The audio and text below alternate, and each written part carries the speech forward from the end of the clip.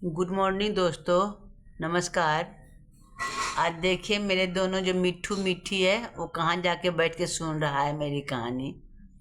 और मैं आपको जो आज बताने जा रही हूँ वो है क्या, तो परिवार में सब कैसे रहें, सास ससुर बेटे बहू पोता पोती सब साथ मिलकर कैसे रहें, इसके बारे में कुछ कुछ बोलना चाह रही हूँ मैं आपके सामने।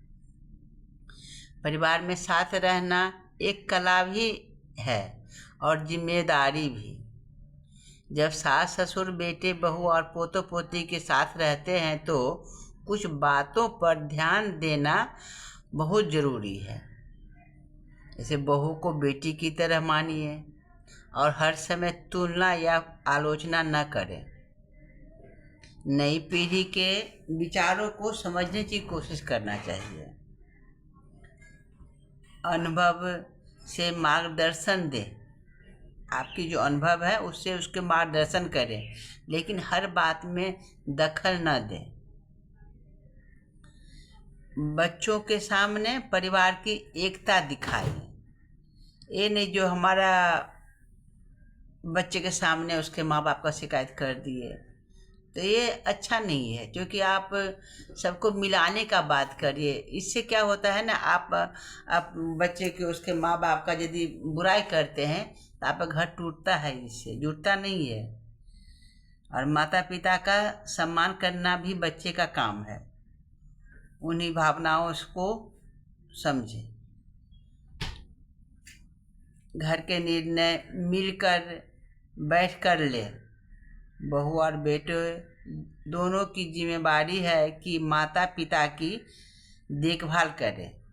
यदि मतभेद हो तो शांत तरीके से बात करें। दूसरे के सामने बहस न करें। उन्हें दादा दादी नाना नानी का प्यार और संस्कार मिले।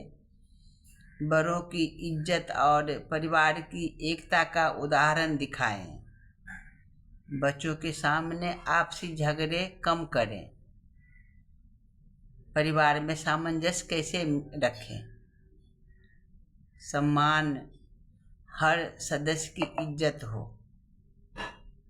संवाद, मन की बात खुल कर लेकिन शांति से कहें। समस्याएं, हर व्यक्ति की निजी जगह का ध्यान रखें। सहयोग, घर के काम और जिम्मेदारियां बांट लें।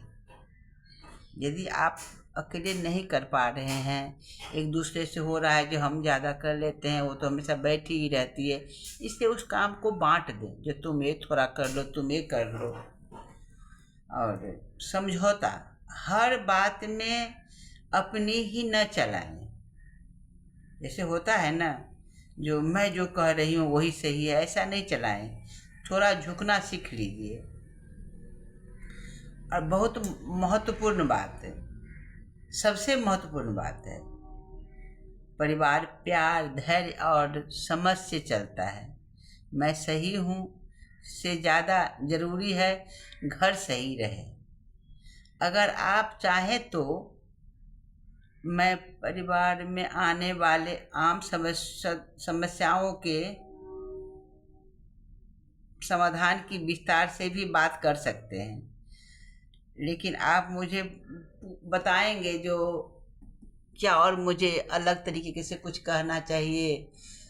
सुनना आपको पसंद है जो कुछ मैं और ही कुछ सुनाऊं, तो मुझे आप लिख के भेज सकते हैं। जो आप कमेंट में जो आप इस तरीके से सुनाइए और एक कहानी मुझे सुनने का मन है तो ज़रूर बताइएगा।